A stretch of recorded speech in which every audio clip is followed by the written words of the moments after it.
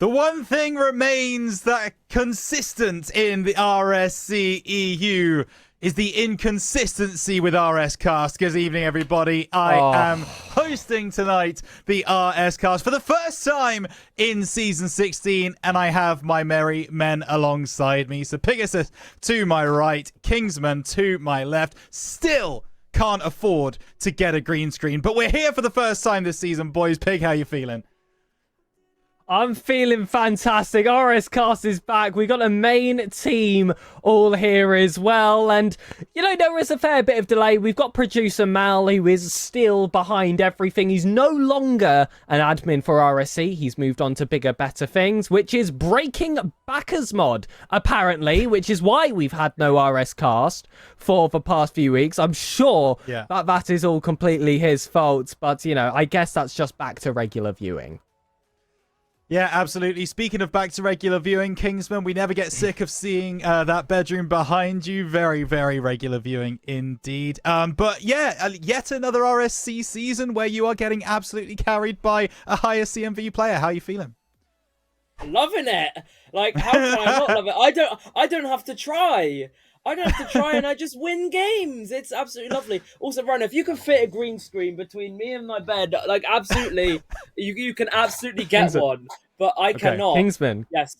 Mine's virtual. This isn't a real green screen. I gotta get you on this, bro. You're lying. I gotta get you on this, and we'll match next RSCast. This is NVIDIA broadcast, mate. Look at this. What the hell? Oh my goodness. There's a wall. Pegasus has a wall behind him. Wow. No, I didn't know that. That's crazy. Okay, yeah. Next stream we'll all be matching.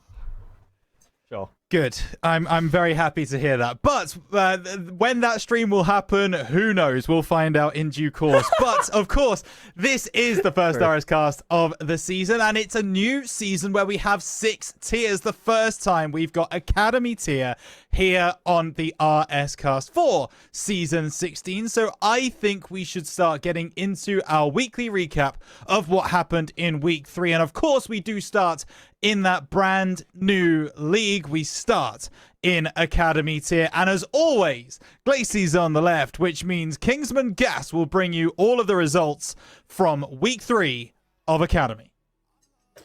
Yes, I will. Back in Glacey's 2 seasons in a row, and some things don't change, and there's only one sweep in our lowest tier this season, and it was the only double win team, Koyoto, who didn't pick up a single series win before this week, but they came in and swept Unitox. I'm not even going to try and say that. And they beat Arconix 3-1 in that to go 7-1. They were 5-11 going into this week. So a major step up from the roster, something to be proud of. Speaking of something to be proud of, if you want to have the most draws, do it like Reign do. They pick up their 6th consecutive draw now, drawing with Juniors and Hayes as they look to push on. And, well, you're looking at their league position, you would not say they were the only team unbeaten. No, you certainly wouldn't. And very interesting also to see that there's only been one sweep in each conference. Pegasus, talk to us about the Ignis. Of course, you pointed that out there. The only sweep being Alpha Surge versus Alter, picking themselves up 4-game wins, then unfortunately having to concede a few back to Drengir, which were our team of the week, I would say, here in this side of the conference. The only team to go double win. That's 2 3-1 results in their favour. The other one against... Oh, no. Oh, no. Neat. What are we doing here, guys? Okay, just say the franchise name. Just say the franchise name. Tuathanay? Yep. That I'm sure they'll love that. But the only... Yeah, I don't think it was... Say it again. Say it again. No, say it again. Try again. Yeah, second take. Sure. Try again. Sure. Tuathanay. You know what? Probably close. Close enough. Yeah, but that first attempt did really suck. I'll have to get in contact with him. But there's also been some draws from one team, and that is Propel. Managed to get one against Systema Solaris, who lost in their second result. And the only match, I believe, to be played on stream was Trickery versus Propel. And seems like we picked a perfect game, because that was also a draw there to add to the records. I believe one of only 2 draws that happened in this entire week on this side of the conference. Other than that, though, it was a lot of traded wins and losses. This is actually shaking up to be potentially a very close conference if it continues with these kinds of records. Yeah, lots of 3-1s and 2-2s across both of the conferences. Kingsman, just going to bring you back in again just to talk about these before we actually have a look at the standings. With Academy coming in this season, would you expect it to be this close, given it's kind of only a max CMV, right? You don't really have a minimum CMV with our lowest ranked league here in the RSC. It's still very close considering those restraints. Yeah, absolutely. I always like to think Academy and Master can provide you some of the biggest gaps due to the MMR range, obviously at the top of Master to what max CMV is, and the range towards the bottom of Academy and what minimum is. But yeah, both conferences very, very competitive in these early stages. So those teams showing, despite the potentially the wider MMR gap compared to other tiers, that they can keep it competitive. And yeah, as we move into the standings, we will show you how truly close it is in both conferences. Yeah, we certainly will. But I mean, Pegasus, we also kind of just have to talk about... I want to talk specifically about Alpha Surge on this side. A sweep against Sanctuary Altar, losing then 3-1 after that against Team Berserker's Drengir. I mean, it's so spiky, Academy, isn't it? It can be going so well for you one day, so badly for you the next. I can say that I'm so happy that I've spent a season out of management, because the lowest tier always gives me such headaches. The highest and the lowest, the two that Kingsman mentioned, sometimes they can be complete coin flicks, definitely more to the lowest tiers than the highest tier, because chances are if you play against Cash, you know, you might be cooked. Whereas in the lowest tiers, it genuinely does feel like it has that kind of coin flip nature to it. And that has played in the favour of Drengir, who I believe were coming off the back of a 3-loss streak to pick up those 2 wins and bring themselves back in amongst the pack for the upcoming weeks. Speaking of the pack, let's have a look at how it's shaping up. As always, we focus on Glacies first. Let's take a look at those standings. And Kingsman, things off to a very, very bright start for pretty much every single group here in this league except one.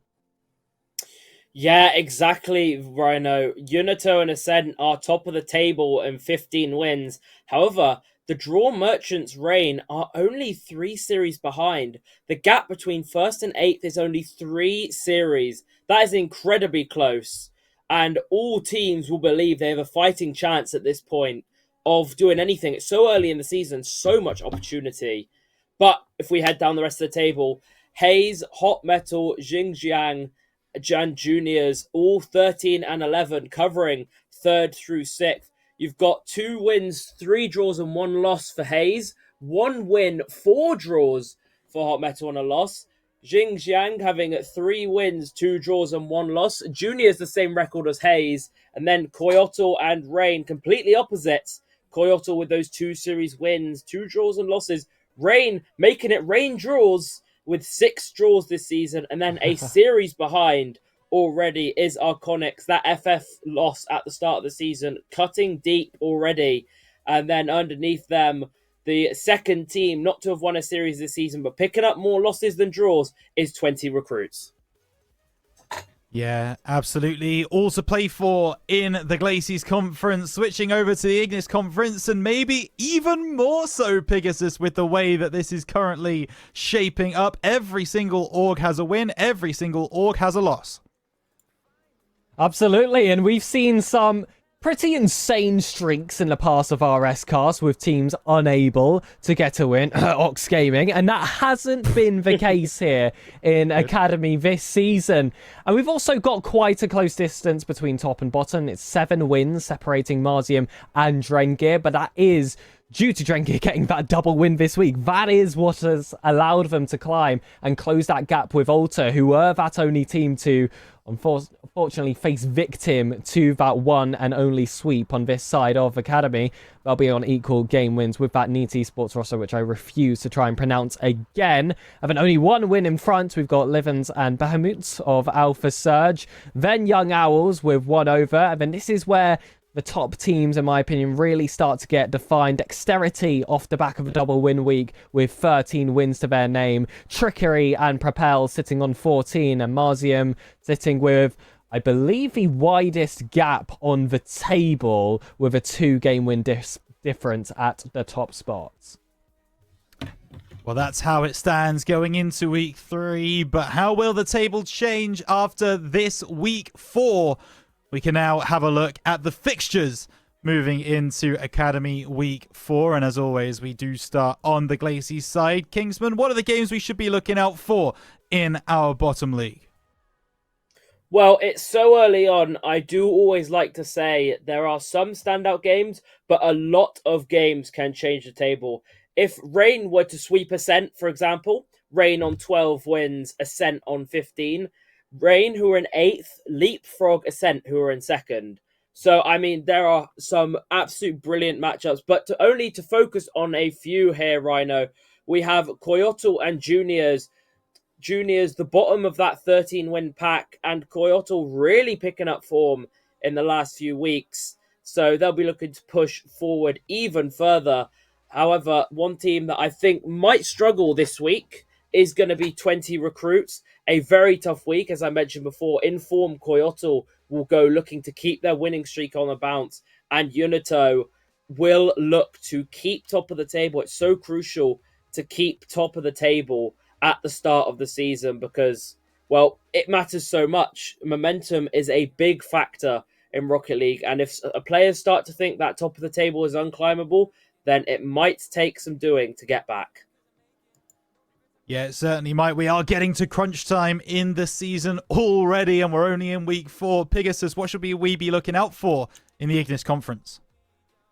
Well, already I do see that Drengir and Young Owls are going to be licking their lips facing Alter in this upcoming week. Very early into it as well. Drengir taking them on, I believe, tomorrow, and Young Owls taking them on a little bit later. And Drengir's run is one that I'm really fascinated in because they managed to get that double win week last week. This has already seemed to be a huge turnaround in their season. So if they can take advantage of that match versus Alter and be able to take down Propel as well, who are currently sitting 2nd in the table, this has potentials here to not only drag themselves out of that 10th place spot, but maybe sneak a space there in about mid-table in those play-in contention spots. Of course, that's very early to call, but what I have found fascinating here, Rhino, is there's actually a few games that have been scheduled pretty late in the week. Seemingly, the DSQ players especially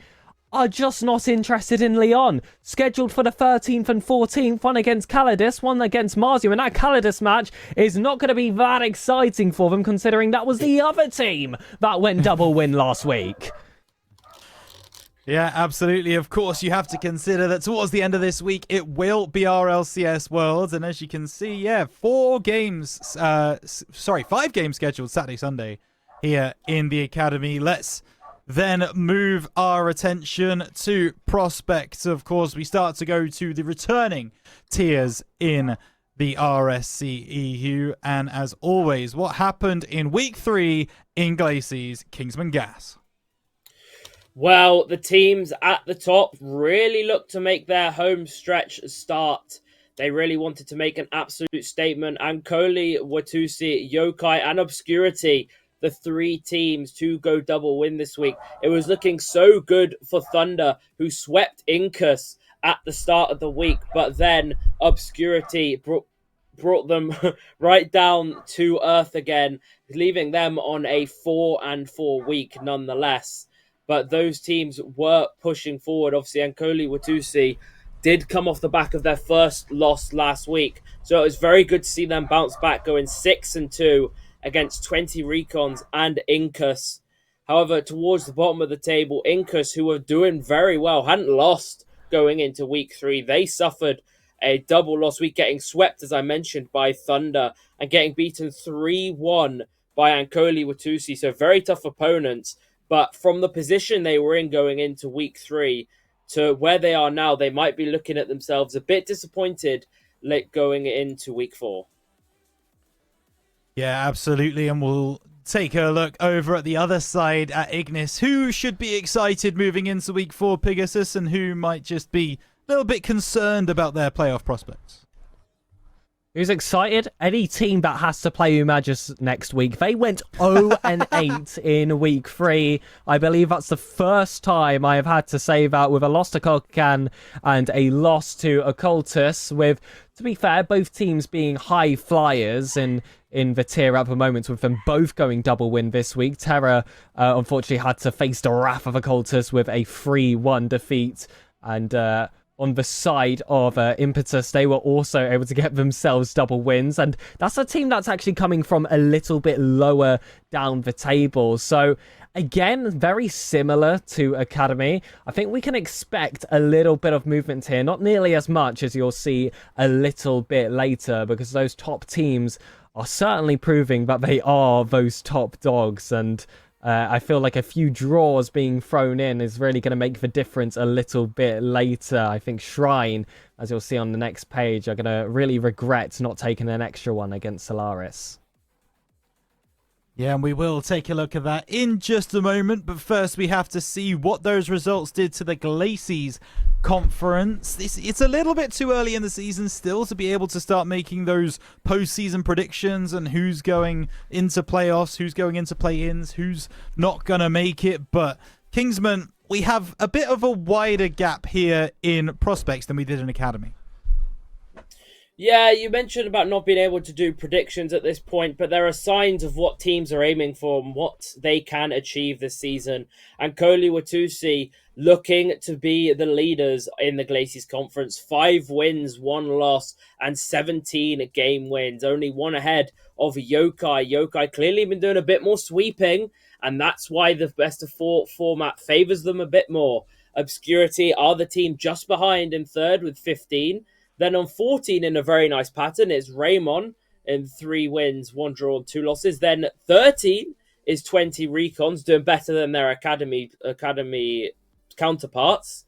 And then we've found the first break of order. It's Incus, who caught both of their first losses this week, going 12-12, 50% win rate. But Thunder catching that 4-0 do catch up to the back of the playoffs pack. Then at the bottom, Nanettle still looking for their first series win. However, have picked up 9 game wins in the process. And Spark and Embark rhyming there, really, not on purpose, but both of them do find themselves on 6 wins. And we mentioned before about them not being all decided yet. But as it stands, they're almost 3 series behind Ankoli Watusi at the top spot. So start of the season makes all the difference sometimes.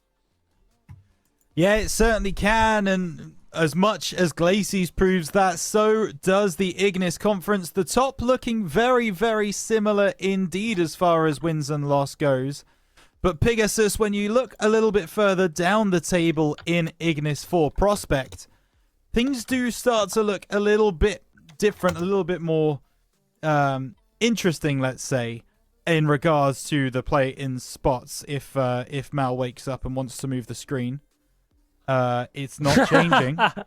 It's lagging. Not changing. He said it's just It DME never saying it's changes. lagging. Yeah, it's okay. Listen. Nah. We're yappers, all right. We can absolutely fill the time, and I think we should fill the time in saying the fact that Mal, earlier it was mentioned that obviously something was happening on the weekend. Pegasus mentioned that it's weird to see games that are planning to be played on the weekend, and Mal almost came into the call and asked, "What's happening on the weekend? Huh? What's the event?" So if I hadn't said something, then Mal would still be none the wiser that Worlds was happening. Oh my goodness, the screen is changing. Here we go, just in time for that Mal anecdote, and Pegasus can take us through the Ignis standing.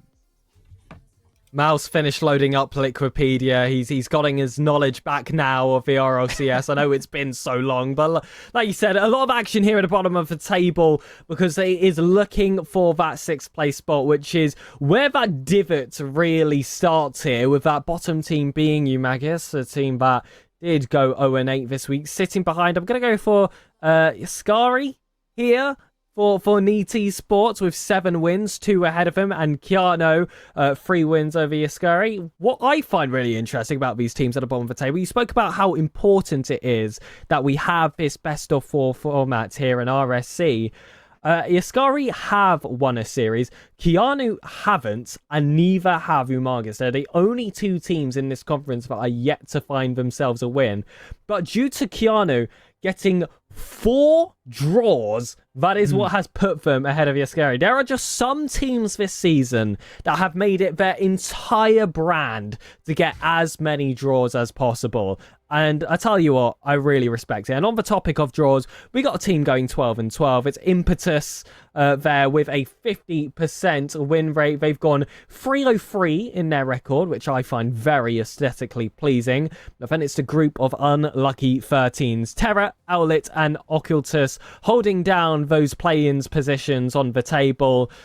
Briefly led there by Shrine with just 1 game win ahead, and then those 2 top dogs, Alpha Surge and Illusory, with 16 and 17 apiece.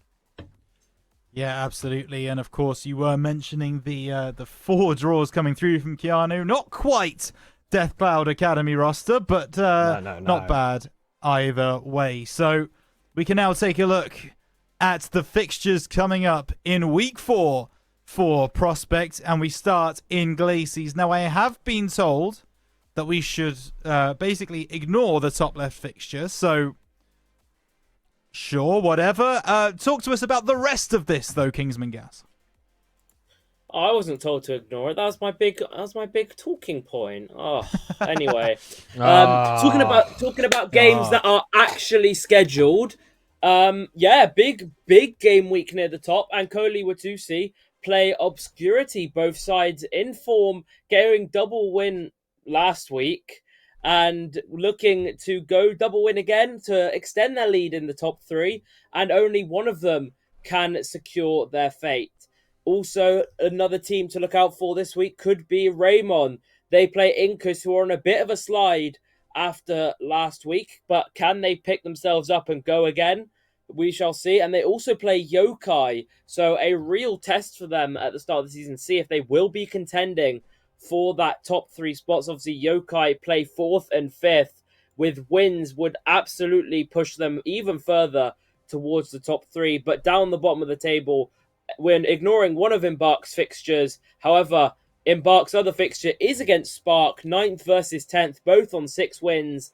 One of them surely takes the jump this week and maybe finally, for Embark, we will see them pick up their first series win.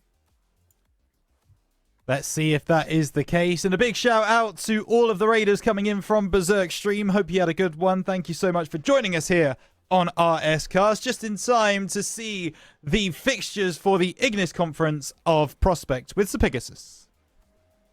And my interest was the bottom of the table when we were looking at it, so we're going to focus on it yet again. And the team in question to look out for is Yaskari, again, the NEAT Esports team. I tried my very best. Why do they do this to us every season? They actually play the two teams either side of them. So they're currently sitting in 9th place. They play 8th place Keanu. I believe today that match might have already happened. And then on a Wednesday, they will go on to play Umagis. And Umagis, unfortunately, is the other team we have to talk about. They went 0-8 last week. It can't get any worse. Surely they can pick up a win this time.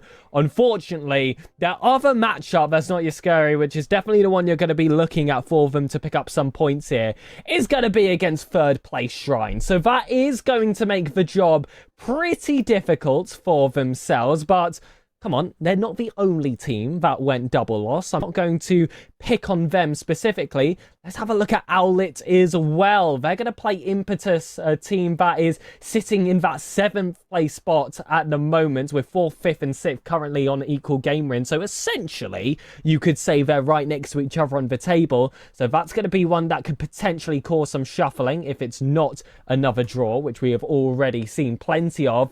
And then it's Owlet versus Occultus, the most important game happening this Sunday. Two teams currently sitting in 4th, 5th and 6th with shared game wins. This is their chance to create some distance. Certainly is. We also do have some news coming through from Seam in the Twitch chat that Terra and Tomfoolery have already played, and it was Illusory Tomfoolery who extend at the top of the table. They go 5-2-0 with a 3-1 victory against Systema Solaris Terra, fighting for that remaining play-in spot. So still lots of games to come this week, though, so thank you very much for that update in chat. We will switch gears and we will move to have a look at our Challenger tier. And, of course, we need to look at what happened last week. And we start, as we always do, in the Glacies Conference with Kingsman Gas. Yeah, we do. And 3 teams went into this week without a series win. And you thought, oh, surely one of them picks up. No, Eclipse and Rise both were looking for it, and they both drew. Eclipse couldn't get past Seiko or Rise themselves, and Rise, they struggled against Unitox as well. But a lot of draws. We're back to only one sweep, and that came from this week's High Flyers Apprentices. They made an absolute run for it when they got a 3-1 over Chimali and a 4-0 sweep as 20 Riflemen on again, or 20R again on the end of a beating. But this time it's in the Challenger tier, and Apprentices making a name for themselves and trying to push themselves forward. Apart from that, pretty bulk standard week, but a lot more draws than you'd expect in this point of the season. Yeah, absolutely. Lots of 2-2s. And actually, over on the Ignis side as well, it is looking like a ballet over there as well. Lots of draws, lots of 2-2s. Sir Pegasus. Half the games actually being draws here. Canaans versus Impulse. That Alpha Surge team versus Needs. Qantas versus Sanctum. Mischief versus Impulse. Mischief versus Frowls. Meaning that Mischief got double draws this week. I know, how boring. I believe they were not the only team to do it. Impulse also did it as well. But let's look at those two more exciting matchups here. We do have some sweeps. Neptunium able to take down Sanctum with a 4-0 result. Sanctum, though, still able to pick up 2 points from those draws a little bit earlier in their week, so they'll still be happy to pick something out of this week. We also saw Frowls going 4-0 versus Owls, but then their other result was a draw against Mischief, so essentially it's the same result as getting 2 3-1s. You cannot call that a bad result whatsoever. The rest of the games were a few 3-1 sprinkled around. Nothing really of too much surprise there, in my opinion. I think the only real close affair was Canaans versus Jormungandr. Oh my goodness. Spot on. You know what? Very good. I think that. Do you think that was right? I mean, I Yeah. feel like how Kingsman was last season. He really, I must say, got screwed when it came to the organizations that gave him the tough names. But those are two teams fighting just outside of that playing spot at the moment. So that's going to be a huge win for Canaans to pick up. Yeah, Jormungandr, of course, the world snake in Norse mythology, the snake that wraps itself around the entire globe. There you go, bit of Norse mythology lesson for you there. As we take a look at what happened then to the standings in both the Glacies and the English Conference. The Glacies, with so many draws, Kingsman, you would expect not much to change, but actually, that couldn't be further from the truth. No, it couldn't, right? No, Ember, they sit top of the league. A good start from them meant a very mediocre week in containing their first series loss does keep them still at the top of the league. Then it's High Flyers Apprentices making a name for themselves, tied on 15 game wins. Then a real scrap begins to the top 5. It's then Atmos, Fujiyoshi, and Royal. I know for a fact I've been watching Royal through Buddha's streams, my fantasy league captain, praying that he drops 2,000 points and absolutely smokes teams. He has been doing that in some regards, other times not, as he picked up a drawn win, same as Atmos this week, 3-2-1. Both teams only one game away from the top, so very close there at the start of the season. Then it's Psycho at 12-12, equal. No, they haven't drawn all their games, but they've got a good mix of results. Then it's Shamali, who have only found one series win on 11. And again, I'm going to go back to mentioning the best of 4 format. None of the following teams have picked up a series win. Eclipse, Rise, or 20 Riflemen. But Eclipse have picked up 5 draws, Rise have picked up 3, and 20 Riflemen have picked up 2. So that's why Eclipse are 3 games ahead of Rise and 4 ahead of 20 Riflemen, even keeping themselves very much in reach of the chasing pack for the top of the league. Whereas Rise and 20 Riflemen, a series off, and it looks a little bit harder, but with the amount of time left, I'm sure they won't be panicking.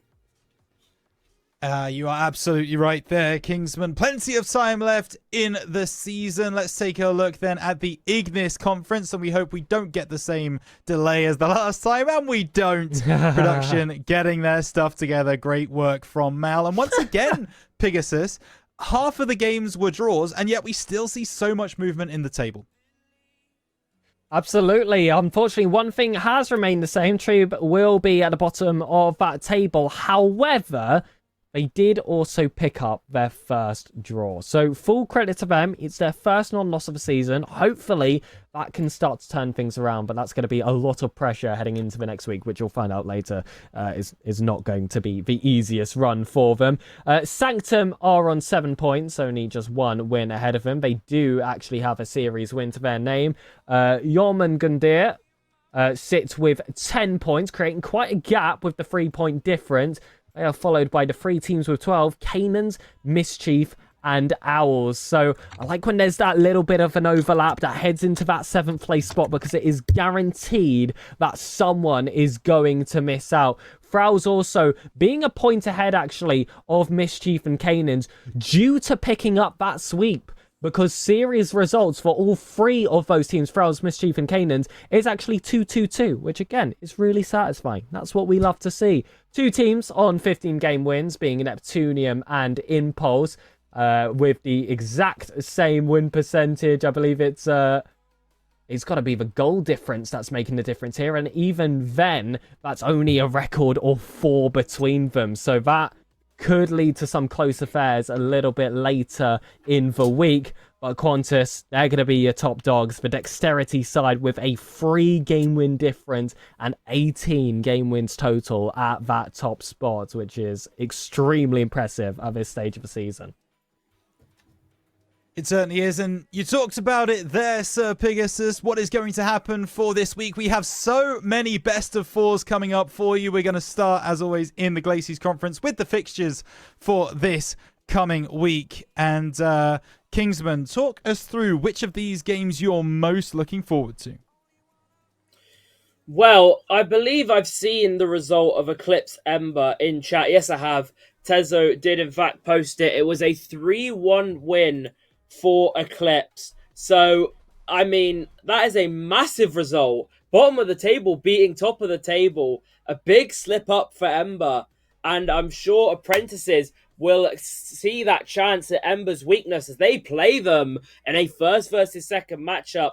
Apprentices with an absolute opportunity to go a series clear of Ember and stake their claim. However, Apprentices don't have it easy as their other game is Royal, who are very much looking to Royal triumph their way to the top of the league, and they will look to give them a very difficult show for their money. However, we have seen Eclipse get their first series win. The two franchises or teams I'm looking at to get their one is Rise and 20 Riflemen. Rise have their work cut out for them with third and fifth. Both teams won't want to drop a series to a team so far down the table, and 20 Riflemen have a better chance as they play 6th and 7th in Psycho and Kamali, with neither team with one series win picked up between both of them in the last 2 weeks. So an opportunity potentially for the bottom teams to gain. Eclipse have already taken probably shock of the week, but what other shocks can be produced in the Challenger tier, Glacies? Yeah, you hope for quite a lot in the Chally tier. People beating other teams that maybe are a little bit higher up the table. Pegasus, any signs of any upsets this week? Oh, some upsets. Well, there could be a huge one this week if they are able to pull it off. Let's look at Qantas, ladies and gentlemen. They're the ones at the top of the table. The top matchup you see for them is a game versus Mischief, which sure is going to be an interesting matchup. A mid-table team versus Qantas. Qantas could definitely take some distance here, or Mischief could pull up the upset, but that would not be the biggest upset potential of the week, because it's 1st versus 10th, ladies and gentlemen. Qantas versus Trabe. If they are even able to get a draw out of this, I will be extremely impressed for them. I'd love to see it happen. I'm sure everyone else would love to see it happen, but that is not where all the action stands on the table, because the gatekeepers of the guaranteed playoffs have themselves quite a battle in this upcoming week. They have to play both Frowls and Owls. So with Impulse sitting in 3rd, that's your 4th and 5th place teams they have to play in this upcoming week. And Owls are looking a little bit vulnerable after their double loss in week 3. So Impulse, if they can break those run of draws that they got in the 3rd week, week 4 could be a high-flying one for them and an establishing gap for the rest of the season. Certainly could be as we enter that week 4 stanza. Of course, there are another 5 weeks after this, but there are still a lot to be decided this week, so eyes on these fixtures for sure. As we cross the threshold of the halfway point in our recaps, we now go over to our 3rd highest division, which of course is our rival tier. And I mean, we were talking about it just a moment ago, Kingsman. Lots of draws, lots of 3-1s, not many sweeps in this tier. Well, one sweep in the entire tier. I don't get a single one of them. I am being absolutely left hanging. There are no sweeps going on in any of these early tiers. I am being left dry. But what there is a lot of, Tizoc draws.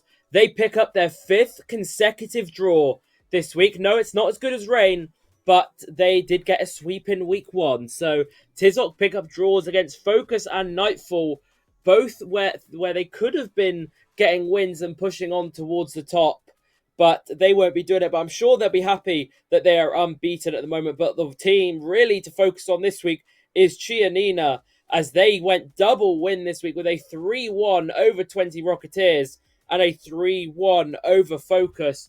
A very big result for them as they look to push on where teams struggling to pick up 4-0s, the best possible week they pick up without a 4-0, they have accomplished it. Meanwhile, looking down the table, there is no team here yet to pick up a series win, and no team this week went double loss. So a big week, but however, one team that it does feel like a double loss for is Journeyman. They were 2-2 going into this week, looking very strong at the top, and they pick up a draw and a loss, losing to Shinjiru, who absolutely decide to fly as they haven't picked, they're one of 2 teams who haven't picked up a series loss, but they are majoring in wins, not draws. Yeah, they certainly are. And Pegasus, I mean, Kingsman mentioned it just a moment ago. Only the one sweep in Rival all week, and it was Momentum Continuum to take it home. Yeah, that's going to be a sweeping victory versus Temple. They had a fantastic week in week 3. Not only did they get that sweeping result, they also got a 3-1 win over Aptors that I believe was also on stream. So there's going to definitely be a target on their backs in the upcoming weeks here, especially when you have the likes of Mirage, I must say, heavily underperforming in this week. I'm just going to throw out a spoiler here for the upcoming pages. Mirage played Temple. Temple are currently sitting 10th on the table. That was a draw. Mirage are supposed to be a top 3 team in this side of the conference.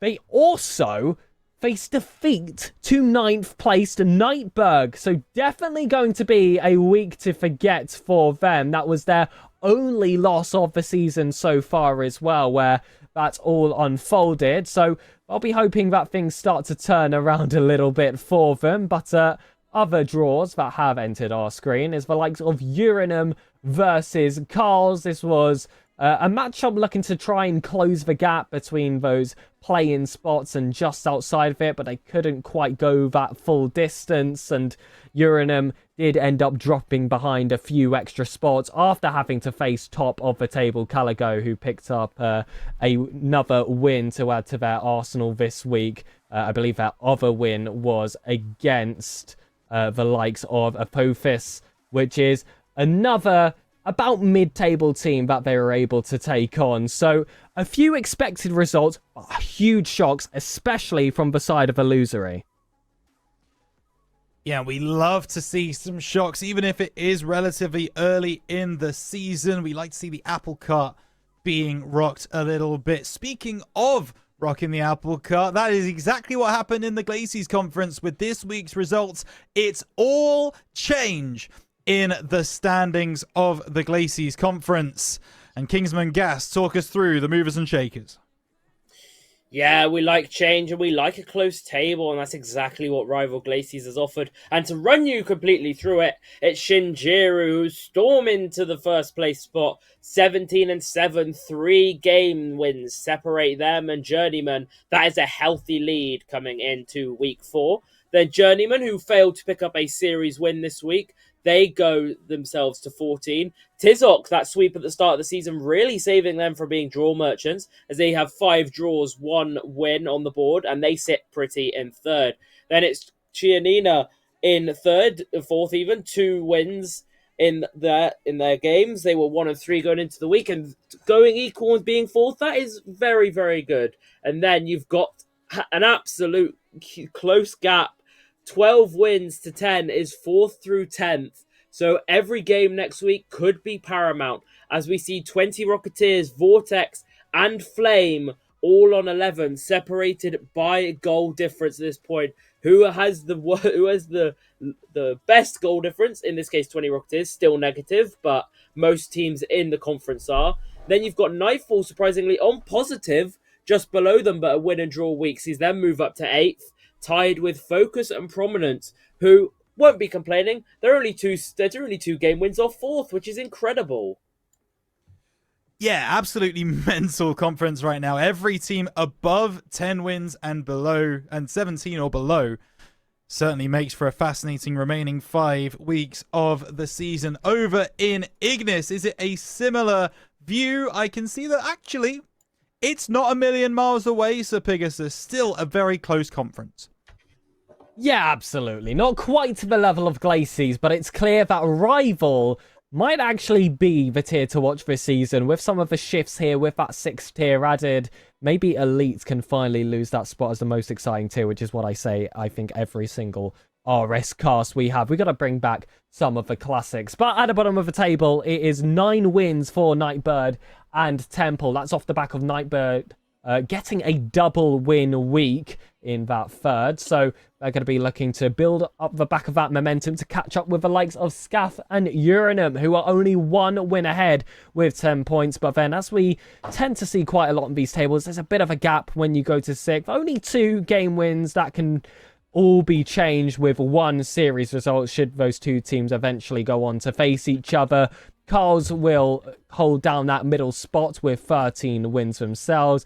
Aptus, Continuum, and Mirage will be on 14th, and Caligo sit on 15th. And all I can say here, Rhino, is there is potential for one of these, I'll say, top 5 teams to have either a miracle and fly their way up the table, or have an absolute disaster class and go from top of the pack to mid-table mediocrity. Sir Pegasus is often so wonderful at that clickbait title, just dangling the carrot in front of the audience and saying you gotta wait until after Kingsman Gas goes, because that's where we are going next. Of course, the fixtures for week 4 could change the conferences even more so than they already have been in week 3. And Kingsman Gas, there are some absolute belters on the Glacier side coming up this week. Oh, yeah, they are. If I could mention 10 games, I would mention all 10 games because they are so paramount. But because I can't, I'm only going to mention a few. Tizoc have such a big week ahead of them. Can they keep up their Draw Merchant title when they play Shinjiru, who want to make a break in that first place spot, or Chianina, I'll just go with Chianina, who are absolutely flying. They've picked up 2 wins and have momentum off the back of it and want to steal that top 3 spot from Tizoc. Big week coming up from them. Can they continue their Draw Merchant status? Well, that really does depend. But looking down the table now, 20R, who are really in that mid-table mediocrity, they play Vortex and Focus. Both teams are 1 separating them. So results for them going their way could see them hold that mid-table, push up even higher. However, results against them would see Focus and Vortex leapfrog them. But that's the same with most games at this point. Yeah, it certainly is still very close in both of these conferences. And Pegasus, Ignis, talk us through it. Which team is it that could potentially have the week of their lives? I've got to look at that Dexterity side. They've been doing so well in the tier below, and they might just join those ranks because their first match is going to be against 10th in the table, currently Temple. That will be played tomorrow, and if they could pull out even a sweep out of that result already, that's going to put them in extremely good strides. But then I'm looking at that matchup on the 10th. Illusory Mirage versus Dexterity Aptors. Both teams currently sitting on 14 game wins, with Caligo in first only on 15. If those 2 results go in Aptos' favour, this is the team you've got to look at to start flying up the table. But also a little bit lower down, if you're looking to see those gaps continue to be bridged, and maybe soon we'll have a table similar to Glacies. I think that's slightly wishful thinking. That's when you look at the likes of Uranum, currently sitting 8th on the table with 10 points. They would have played Nightbird potentially already. That's the team sitting 1 place behind them, although coming off the back of a double win week, so definitely not going to be a slouch matchup. And Apophis, who are 2 game wins ahead of them and currently sitting in 6th. So those are those gatekeepers that I like to always talk about that have potentials to be taken down. And another matchup I'm going to bring up is the one on Sunday. Carls versus Mirage. That's going to be 14 game wins versus 13 game wins. And that is, by the way, the difference between 2nd and 5th on the table. So yeah, Rival has really come to entertain in this season of RSC. Yeah, they certainly have. And actually, you've made a very good point there, because I want to get some information from our streamer, Mal. I want you to predict what the grand final of RLCS Worlds is going to be, please, in chat. He said you've not watched Rocket League since Birmingham. Tell us straighter. We've got to all see. We've got to all see. He's got to draw it on screen. Draw it on screen. Okay. I mean, if you want to go, I was trying to get us moving along. All I'm saying is if I see NA, if I see an NA team there, I will not be happy, Mal. He said 1 minute. That's guaranteed. Hold on, he said 1 minute. That's guaranteed to look at the Wikipedia to see what teams are actually playing. Yeah. Okay. What can we talk about for a minute while we wait for? Yeah. Kingsman, who's winning? Yeah. Honestly, I don't know why I want to back it, but I want to say Vitality. Honestly, I feel like It's fair. I feel like Monkey Moon on Worlds. Different In his beast. home country He's as well. inevitable. Exactly. Inevitable. The French crowd is. I'm just looking forward to the French crowd because I saw like highlights of like Fortnite and what it was in London, and if it's in France, it's gonna be absolutely incredible for Casey and Vitality.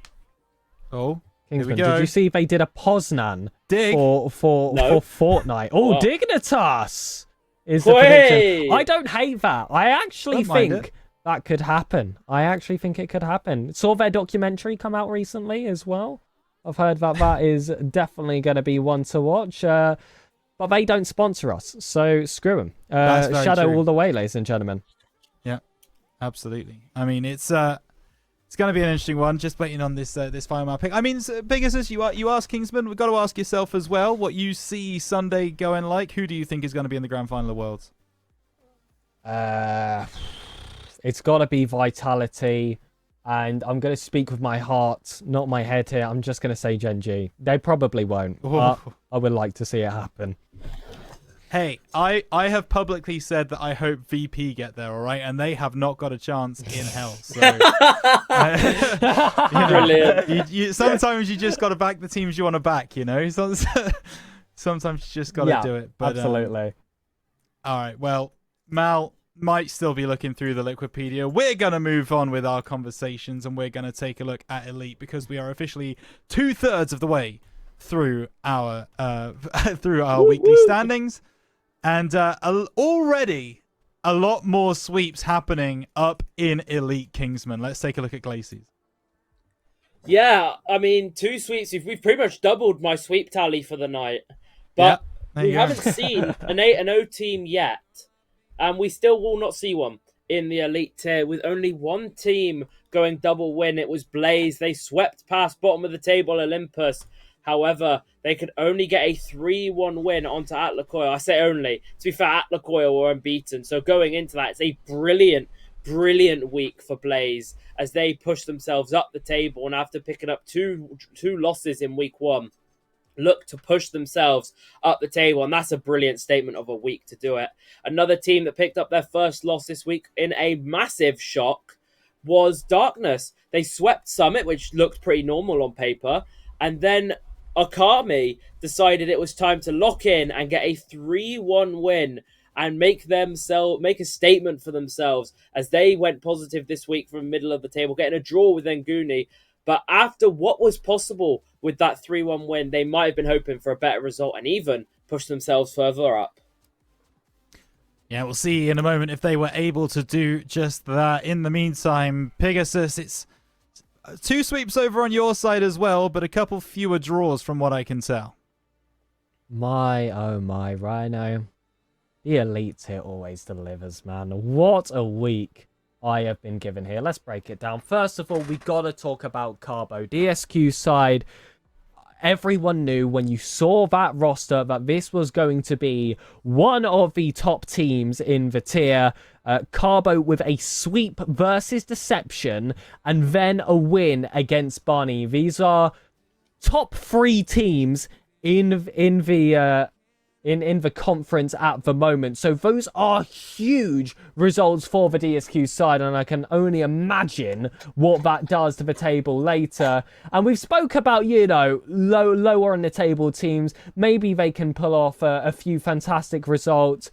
Sanctuary Haven doing exactly that. A sweep versus Giles, followed by a draw as well against a higher team on the table. That's gorgeous. That's what we want to see. That's when we get 2s on our screen, I want them to be 2 teams that have a fair bit of distance between them. Not like the likes of Saturnia and Bernix and Alpha Surge, who have consistently been right next to each other at this current spot in the conference. So overall, this has been fantastic. This is exactly what I want out of this tier, and it has delivered again. So Rival, you're going to have to keep on fighting, buddy.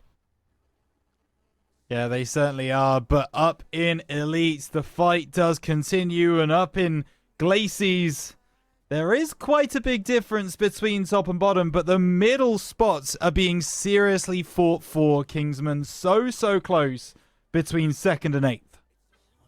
Absolutely, and the top 3 are making a drive for it already. Darkness keep the lead. Although they took their first series loss, they will keep top of the league. They took 3 of their 7 losses in one fair hit, and that must have hurt. But 17-7 keeps them top by 2 game wins. But behind them is Blaze, looking to start a fire, 15-9, as they beat Atlacoil, leapfrogging them into that 2nd place. But they are also 15-9. Now, a team that didn't find a series win this week is Bladesmiths, but they are 13-11, so they will not worry. And Goonie, with a positive week, keeps them 5th. Same with Ogami. They go up to 6th. Just this close, or very close, to being equal here. And then you've got Summit and 20 Raiders on 10 and 14. One of them picked up a series win. That was Raiders this week. Summit this week, 20 Raiders didn't. And then Nefeli, who are on 9 wins, only 2 game wins off of that 6th place spot. And then Olympus, the only team not to have picked up a series win. But the draws they've been getting and lack of getting swept means they're only 3 game wins behind the 6th place spot. They certainly are. Glacy's starting to warm up, and let's now take a look at the heat that is the Ignis Conference, where things are even closer, believe it or not, than they are in Glacy's. And, I mean, Pegasus, we got to talk about this. This is also the very first tier where every single team has changed position this week in the table, which is impressive nonetheless. There's always a bunch of movements in the league. This is just what you get with the tier, but some teams can start to define themselves. And DSQ Carbo did exactly that. I said they got a sweep versus Deception. I said they got a 3-1 win versus Bunny. As you can see, those are the 2nd and 3rd teams on the table. They have to win the week with a win-loss record because they had to play those top dogs and they just could not handle the heat. So they're going to have to wait for those rematch matchups a little bit later in the season if they want to prove their mettle yet again, all whilst chasing away from the likes of Alpha Surge, who do currently sit on 12 wins, but did lose a few opportunities there with those 2 draws, including against the likes of 10th place Haven, who are sitting at the bottom there with 8 points. But 5th, 6th, and 7th, yes, we've got that overlap over that play-ins line. It's Eternia, Giles, and Velocity that are still not out of range of 8th to 10th, with Celeritas, or as we dub them, of course, Celery Sticks, Dexterity, sitting in 8th alongside Neat. Big on 10 wins as well. And Haven, as mentioned before, with a win and draw week from 10th place, making sure that Elite is the gift that keeps on giving. Yeah, it concerns me a little bit, Celery Sticks coming back, because I just know that if they do make it to the play-ins, I'm going to predict them to go all the way again, because that's just the way we do it here. Anyway, let's take a look at the fixtures coming through for week 4 in the Elite tier, and Glacy's first. Kingsman, is there any game coming up this week that is looking like a real play-in playoff decider? Not towards the top of the table, you might say. I think there's one in that playoff spots, which is sort of Darkness, Bladesmith, separated by a series.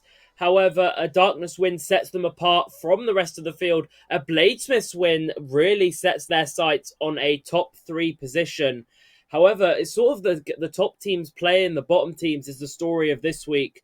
Nefeli have it really difficult. They're in 9th on a bad run of form, and they have to play at Lakoya and Darkness, who have both been on tremendous form recently and pushing towards the top of the table. So a tough week for them. Olympus, alongside that, have Akami, who are picking up form, and they also have Atlacoya. Atlacoya have a very big opportunity to go 8-0 this week and really stun some of those people.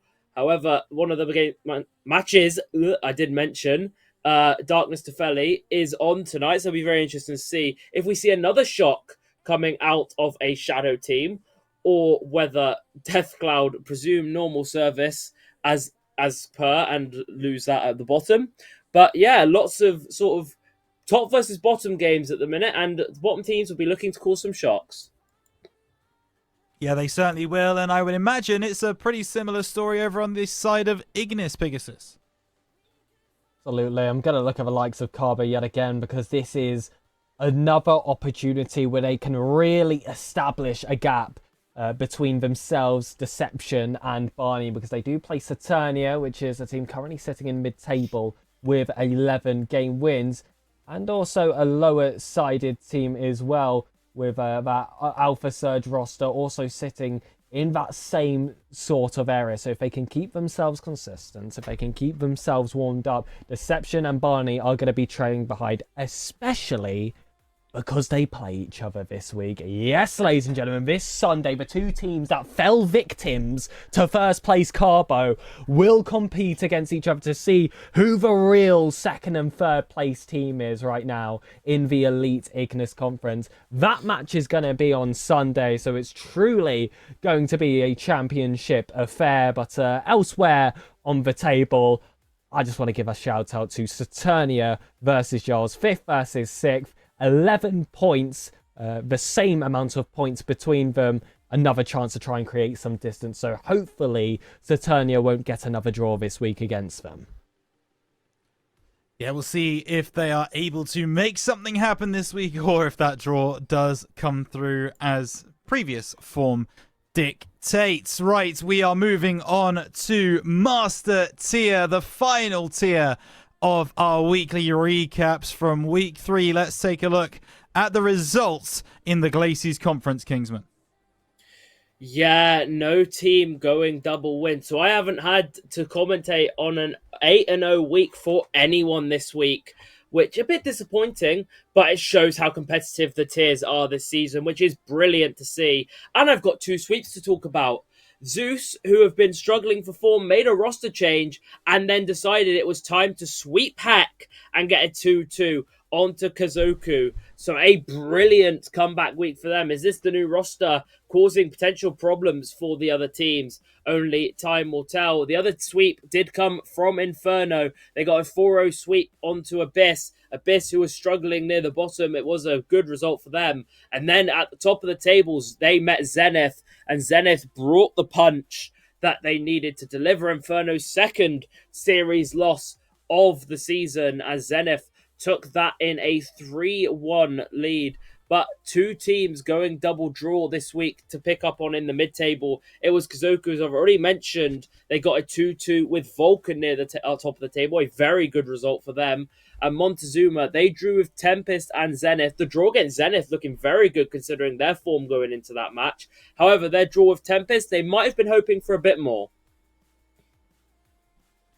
Yeah, absolutely. And our panelists continuously trying to outdo each other, where Kingsman had 2 sweeps to talk about. Pegasus has 4. Talk us through it. And they fall gorgeously. But first of all, I want to talk about Nox, one of those top sides of the tier. They do get a double win week with a win versus Aussie and a win versus Transcend. But did you really think I was going to go to the Master tier? I'd been covering the Ignis Conference without talking about Kingsman's matches. It was a 7-1 week for Illusory. They get a 4-0 win versus Berserkers. That's going to be one of our sweeps for the week. And a 3-1 win versus Virtus, which is a top 3 side. Although Virtus were able to gain a bit more ground there with a sweep versus Kuriakami. But this is where I'm going to talk about the other 2 sweeps, because one of the most satisfying things has happened this week. Fire In swept IOV. And then the team that got swept and the team that has already swept someone else in this week played each other. Berserkers versus Fire-In. And the team without a game win yet, Berserkers were able to sweep Fire-In. So that means there were 2 teams this week that went through all the effort to land a sweep to only fill one themselves and get the same record as 2 draws. And I love it when it happens to others. I hate it when it happens to me. But it's amazing storylines here in Master Ignis. Yeah, and we will have to make that point about Kingsman's team as well a little bit later on when we look at the standings for the Ignis Conference. But for now, we will take a look at the Glacies Conference, which actually, I mean, judging by records, is one of the closest conferences in the entirety of RSC-EU this season. But games wins, game losses, that's where this conference is being won and lost right now.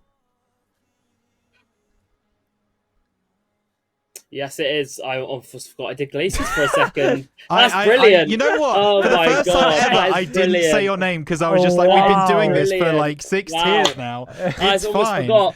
Anyway, Inferno and Zenith. You've been lead way here at the top longest. on 60. Yeah, relax. I make mistakes. It's fine. 16 wins at the top, then followed by Vulcan in a gap of almost one series. The top three really making a reach for it, showing the rest who are the best. Then following up is Heck and Kazuku. Heck followed a flawless first 2 weeks with double loss, sending them packing down the table. Kazuku building their form up slowly with 2 draws. Same with Montezuma, but they are on 11 with Tempest. Then you've got Abyss in 8th. Picked up a loss this week, but a win for their troubles. 20R picked up their first series win this week, and they are left as 9 and 15. And Zeus, after that roster rebuild, picking up some form, 8 and 16. They might be a team to look out for. Here we go then. He may be forgetful, but unfortunately he's going to be rather smug after we turn over and take a look at the master standings for the Ignis Conference. Because as it stands, Illusory Illusion are continuing to go unbeaten. As far as I know, the only team in the entirety of RSC-EU to have won every single series so far. Pegasus, we've got to give the boy some credit. Absolutely. 21 game wins total to only 3 game losses. This is a ridiculous record. 88% win percentage is what that will all sum up to. That is by far the highest game wins we have seen from any team so far in any single conference, in any single one of these tiers. And Nox actually sitting with a record that would probably take the top spot in any other conference or any other tier, with a 16-8 record for themselves. A little bit of a gap as well between themselves and Virtus, who did unfortunately have to play Illusion in that previous week, so they'll feel the brunt of that with that 2-win deficit holding them down in 3rd place. And then we've got all teams separated by just 1 game win, I believe, all the way down until Paradise, who are 2 game wins away from Kurakami. So pretty satisfying to see there. You've got Firing holding it down in that 6th place spot, with Transcend just sitting right on outside. But as you can see, a few results could really change the course of this entire tier. As long as you don't play Illusion or Nox, in all fairness, you might just stand a chance. Yeah, absolutely. And I'm going to need to bring Kingsman away from his beefing random people in chat in order to take us through the fixtures coming through for Glacies Conference in Master Tier. We'll breeze over that. Let's take a look at what's going on. A little bit of delay, but nothing to be concerned about. Kingsman, how's Glacies looking this week? Well, Rhino, you've done the beefing for me. You've just called the AGM of the team in 2nd place a random. Brilliant work. Honestly, round of applause. I don't know who you learnt this ego from. It must have been me. But, wow. Anyway, to talk about the actual games this week. So big game tonight. Vulcan versus Zenith. It is 2nd versus 3rd in the pack that has run away from the midfield. Both of those teams will look to benefit. And Zenith, they don't have an easy 2nd game either, as they play Abyss, and Cadely will be looking to make up some places here in the table, with Vulcan's other game being against Heck, who they might have caught at the perfect time this week. Looking down the rest of the table, the draw merchants this week, Kazuku and Montezuma, play each other, with a very much battle of the midfield happening from 4th through 6th. They all play each other, and Inferno at the top of the table have a very nice week and will look to push on from that series loss as they go to play Tempest in 7th and also 20 Rangers in 9th, who 20 Rangers will really be worried as they also play Zeus, who are in a flying run of form at the bottom of the table. Absolutely. And over on the Ignis side, close us out here, Sir Pegasus. What are the games to look forward to in Master Tier this week? Virtus looking to try and hold down that third place spot, potentially climb that bit extra with a match against 4th place and 5th place. That's going to be Owls, Aussies and Team Berserkers in the Master Tier to try and take down and push them down a peg or two. Firing versus Transcend as well. That's going to be a 6th versus 7th place matchup. And I hate to put the focus back on him, but Illusory have another big opportunity here to extend their lead even more. Because Illusory have somehow managed to play against 9th and 10th in this week 4 matchup. That's going to be Kurakami and Paradise, who were at least teams that did not go double loss last week. Not sure how they will be able to deal with the wrath of a mighty Kingsman Gas, but I'm sure we'll tell you next Monday. I'm just kidding. That's assuming RSCast is going to run on time. That being said, another matchup to look out for is on that 14th. No, it's not Paradise versus Transcend. No, it's not Iovi versus Aussie. It's Charizard versus Rhino. The matchup I think we all want to see at this point. Yeah, listen, I'm more effective in chat battles than on Rocket League. All right, let's all talk. Let's all just calm ourselves down a bit. Yeah, it's all talk. It really is. You know what? I'll get Kingsman to play for me. He's the one who originally. Yes, Rhino. I'll back you, Rhino, all the way. Love that. That's fine. All right. In the meantime, we have, of course, gone through our entire recap. So that means we need to take a look at what the franchise standings look like right now. And we will start in the bottom half. And Kingsman Gas, you can take us through 20th to 11th, I guess. Yeah, we can. It's Sanctuary and Neat on 54 wins, both in different conferences, but they sit bottom in the franchise standings, 20 and 19th respectively. A team I feel like I've been hating on so much tonight, 20R. It's not on purpose. It's 20R who are down in 18th. And, well, yeah, they're the first Glacies team to come out by all accounts. And then it's Team Berserkers who are on 64. So a bit of a sizable gap from 18th to 17th. And then it's Aspire. So for all the good work their Master Team and Elite Team are doing, the rest of the tiers clearly not following up. Then it's the new boys, KDJ. Solid start for them, but with Master being rebuilt, they should see some results there on 67.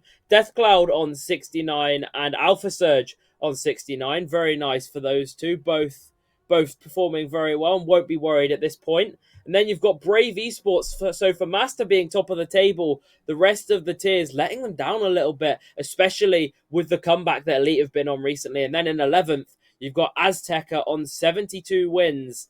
And they have got all well-rounded teams. Yeah, they certainly do as we start to move up the franchise standings now. 10th to 1st, the top half of the table is going to be looking a little something, hopefully, like this. And Pegasus is going to walk us through exactly what's happening on this top side and who currently leads RSC-EU in the franchise standings.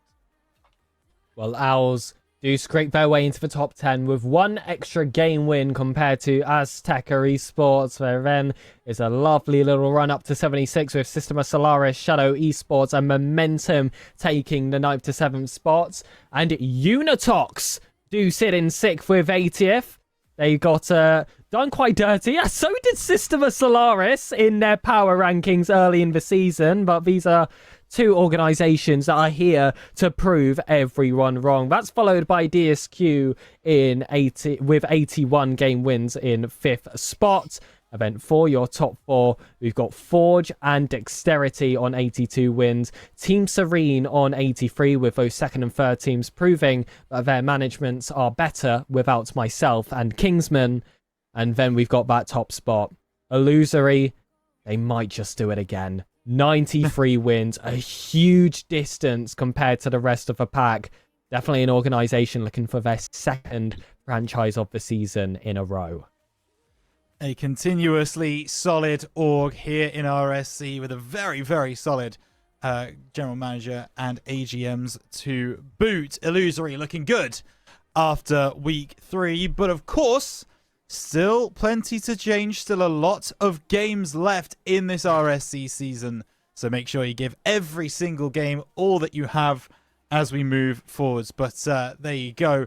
Everything done as far as last week goes. We've looked ahead to the games coming up this week as well. So now we are going to switch gears a little bit again, and we are going to take a look at some clips of the week. One of our favorite parts of the week, of course, and a chance for Kingsman to decide that he doesn't like any clips from anywhere else other than Masters. So will you think the same thing? We will find out in just a moment. But the clip of the week video is here. Make sure you get your votes in chat once the poll is ready. But for now, enjoy the best that RSC had to offer in week 3. I don't think Rhino's checked our chats here because No, you know what? I haven't, because and you stopped. Sometimes that's just a really nice segue, and I'm going on a monologue, and I've got a finishing point, and I'm just like, that is where the video is going to start playing. But the problem is when I'm monologuing to camera, I can't see the messages, and now it's ready. So let's show you exactly all of the best stuff that RSC had to offer in week 3. You wanna stay, better leave before I feel something real. I'm wide awake when you just hit replay. Get away, you wanna stay, better leave before I feel something real. I'm wide awake when you just hit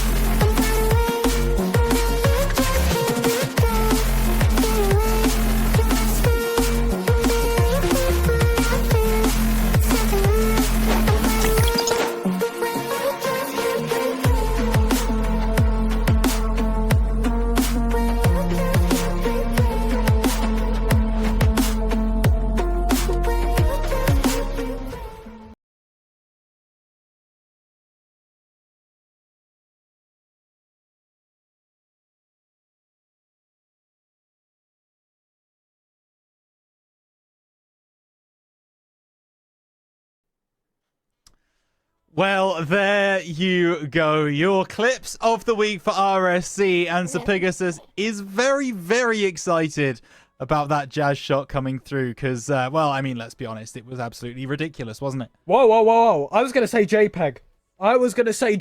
Obviously, out of all those days.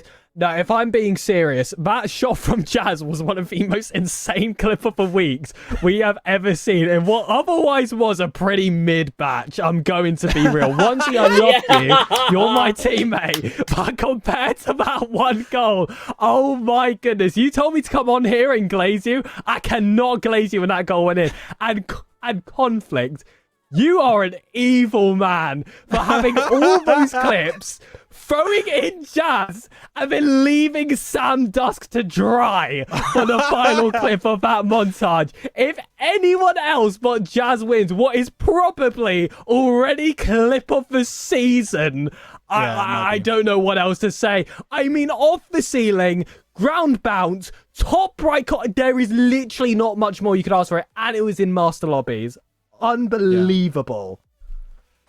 Pegasus talking like Kingsman gas out here, saying everything else was mid. But I mean, Kingsman, to be honest, I mean, there was one clip in that for us on the panel at least.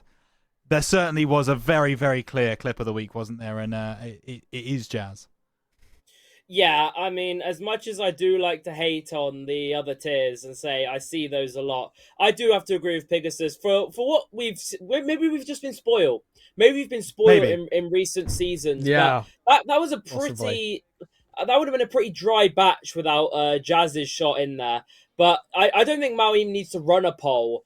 I think it has to be given to Jazz. As good as shots it the loses, other we ones veto. are.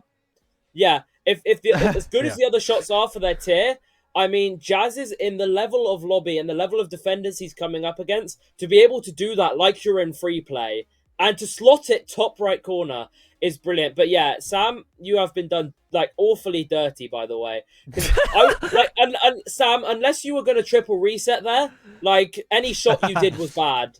So don't feel bad, man. It's going to be okay. Yeah, pretty much. I mean, the poll is over, and it goes without saying, really, that Jazz is your clip of the week winner. I mean, of course. I mean, I feel like we've got to do everybody a service here. We've got to make sure that everybody sees this goal one more time. So let's watch the video once more. Your clips of the week, and of course, your voted on clip of the week from Jazz. You wanna stay? Better leave before I feel something real. I'm wide awake when you just hit replay. Get away. You wanna stay? Better leave before I feel something real. I'm wide awake when you just hit replay.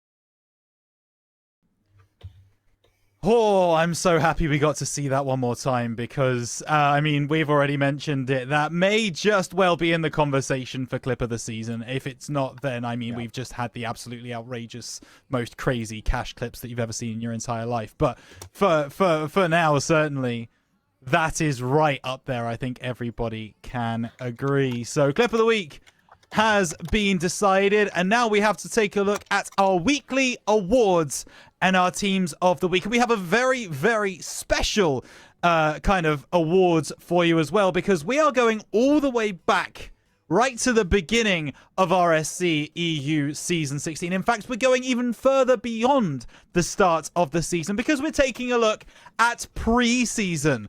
What was the pre-season team of the week and weekly awards looking like for every single tier? We're going to start in Academy, and Kingsman Gas, because you put your face to your hand, your face to your head, we will come to you first to take us through the players of the week from pre-season in Academy. I put my face to my head. Look. I mean I'm to your head is, I think, what I was trying to say. Yeah, there you go, close enough. But there is no more woke nonsense than pre-season awards. But I will go through them for those. I will go through those that have. Jim Jams is your MVP, 482 points per game. He's also your finisher with almost 2 goals a game. That is some impressive stuff. Then it's Crocodile on 50% shooting for Neat Esports. A very good showing from him. Then we've just seen him in clip of the week. It was JPEG, your playmaker, with 1.29 assists per game. And Yeetry Kid, the sub now for Aspire, is your savior of 2.44 saves per game. Yeah, absolutely. A pretty good pre-season for the Owls.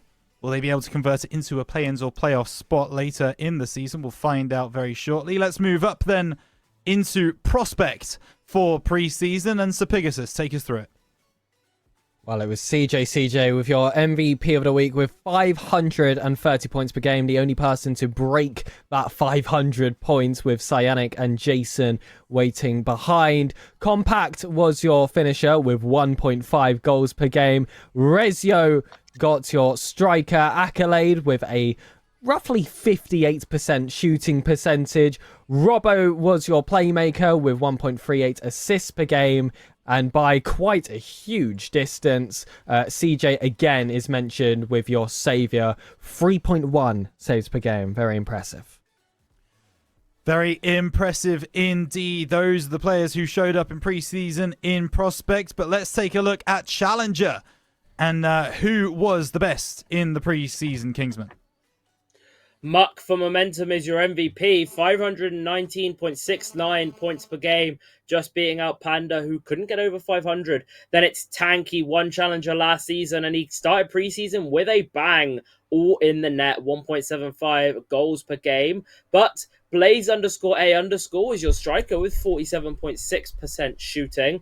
Then it was JCB from Unitox to get the assists with 1.25. Doesn't look they were doing much scoring at Unitox, but they were getting the assists and certainly getting the saves, as Wanda was making some Wanda saves to 2.67 saves per game, which is a hell of a lot of saves.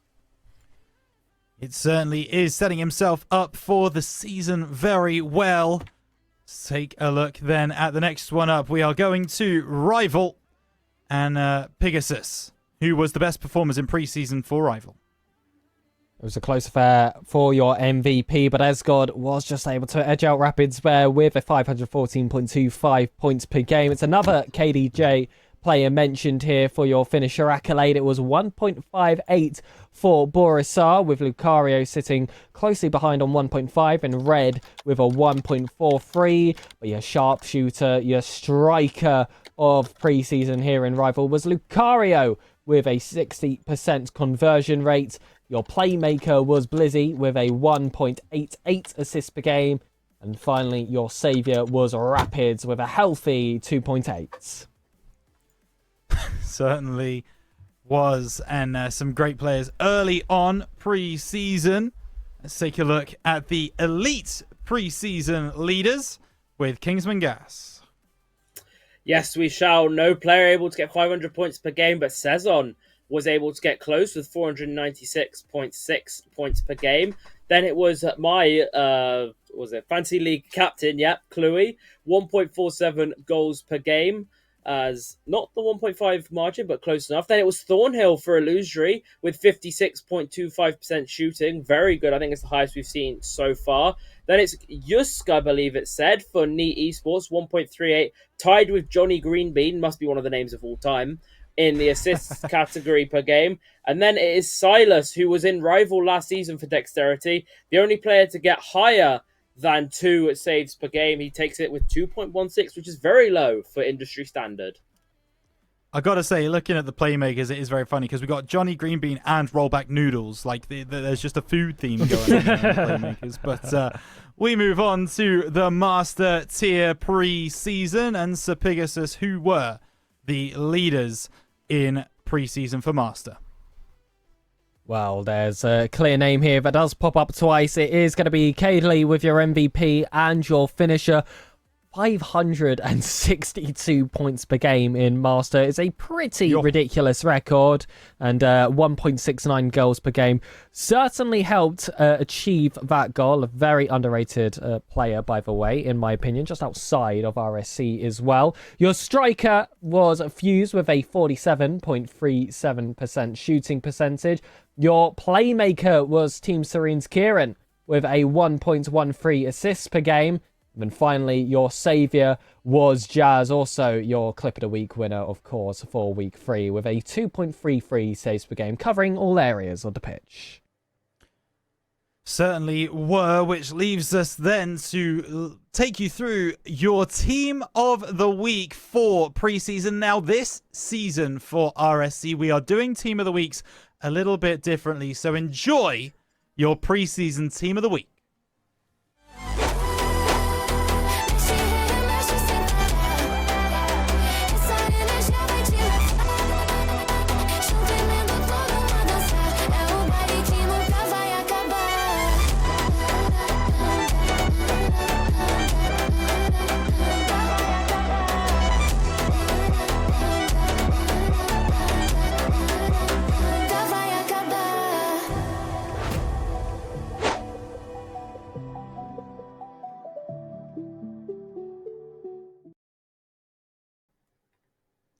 And there you have it, your team of the week from preseason. Drengir is the team for the Prospects player Ninja Sam. Zaran as well in Prospects. Chali was Tank. Rival Kairan. Elite was Chloe. And of course, Master also just so happened to be the Clip of the Week winner this week, Jazz from Montezuma. So a wonderful, wonderful group of team of the week for preseason.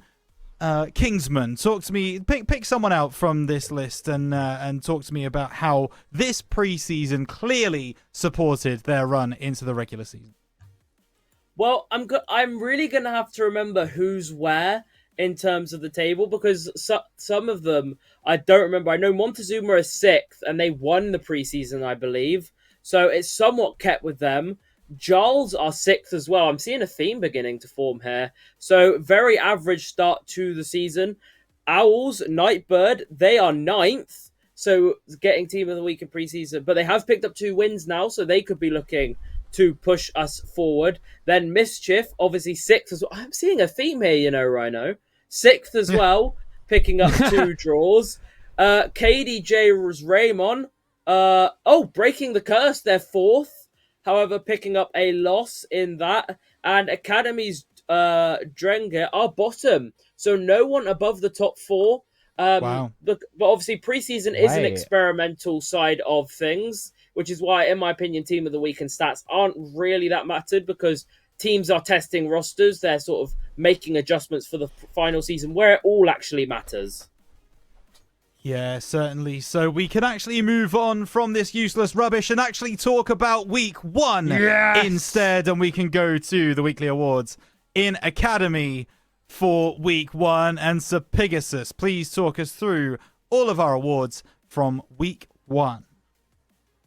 Gladly. We're in the regular season now, so these are some real awards for these players. Buckets will take your Academy MVP with 456 points per game.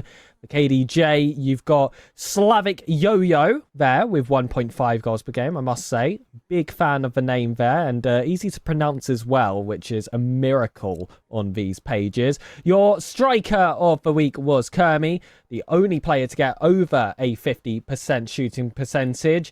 Your playmaker was Tani with a 1.13 assists per game, actually followed there by Chills and Loopy on the exact same assist rates, but we have discovered that there are a few tiebreakers that go into that, whether it is number of assists, participations. There's a bunch that goes into it, but Tani was able to break those lines away from the other two. Your saviour was JPEG, one of our Clip of the Week nominees, I believe, with a 2.13 save per game.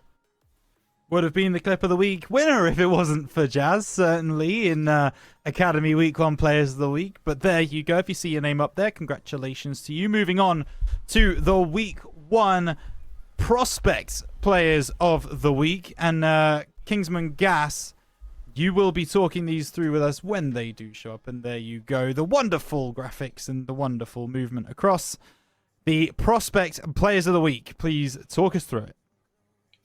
Yes, Moro DK, 466 points per game. He's your MVP, beating Blue G by 20 points. But Blue G then appears for Unitox, tied with Krezes and Potter on 1.38 goals. So that was clearly the sweet spot for this one. And then Blue G appears again, beaten by 0.56% shooting by Replaced, who is replacing us from having a double award winner. Then it's Wally from Sanctuary with 1.38 assists per game and a second dexterity winner. It's not Replaced, it's Defiti, the only person to have 2 or more saves per game.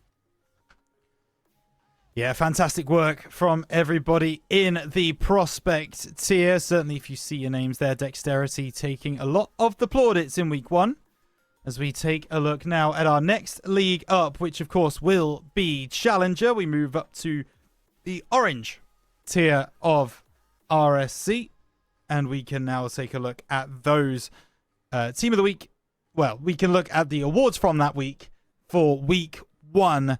And, goodness. Sam Dusk is a free agent doing some absolute work, Pegasus. Someone's got to pick him up. Clearly, 550 points per game secures him that MVP spot, and he's been scoring goals to get those points in the first place with a 1.75 goals per game there. Your striker, though, was a Rollinator with a 69.23% shooting percentage, and I believe at the time Akmo was also on that Team Serene roster, so clearly some sharpshooters there in that tier.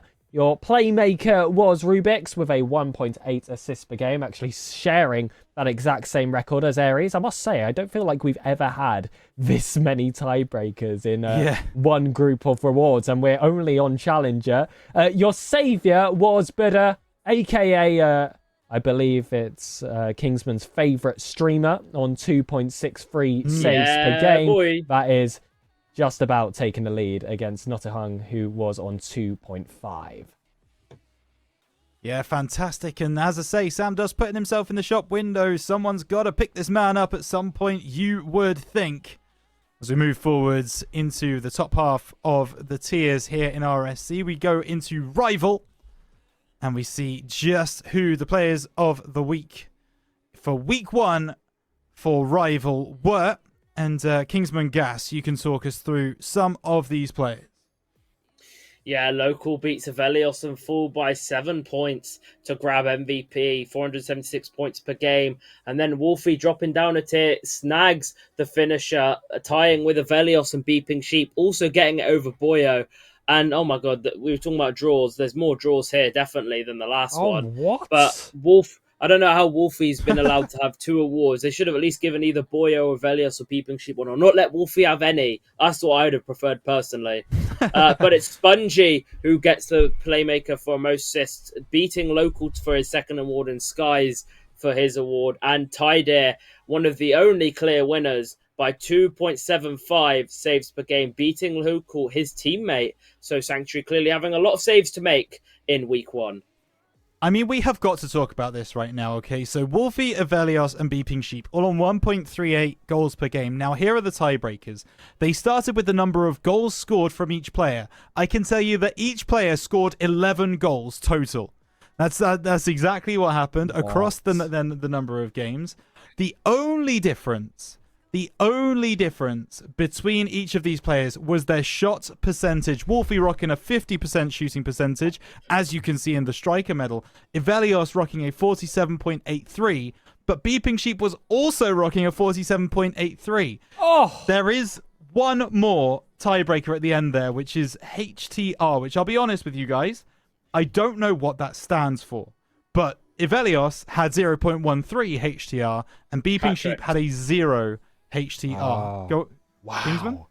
Hat tricks. Hat tricks. Okay. And it's So not pulling there a you bunny go. out of a hat either. It's 3 goals scored in a game. Oh my god, next. Very good. Next. Thank you so much. Next. So Avelios actually did manage to get a hat trick. Beeping Sheep was not able to get a hat trick, and therefore he comes third. I hope everybody understands that, and I hope I won't have to explain it again for the rest of this section. As we move on to the Elite Tier Weekly Awards for Week 1, and we can have a look at who was the top performing players from our second highest division in RSC-EU Pegasus.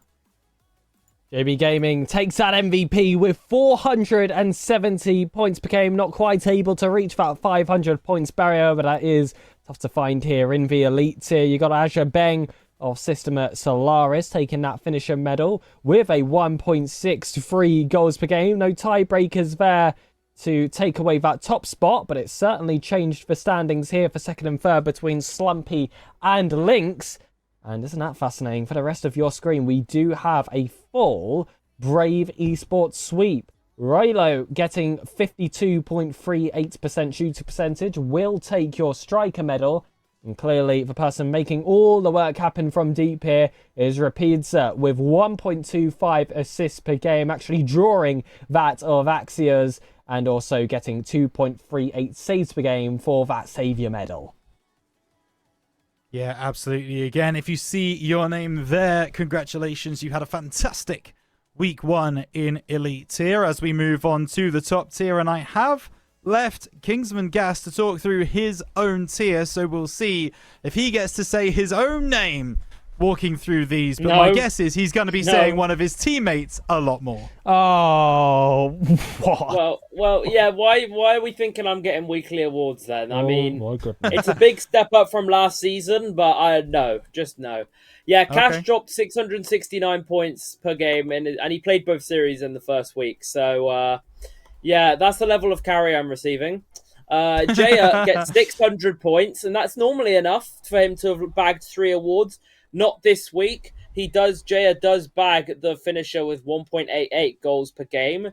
Jax then from the Forge roster grabs shooting percentage with 51.8%. Jaya back at it with assists. He was doing everything but saving, but Jazz was doing all the saving. He picks up 3 saves per game, enough for a savior every single game he played.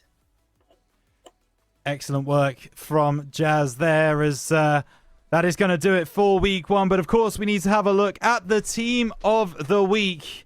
And you guys already know that we've got another video for you, so enjoy the team of the week from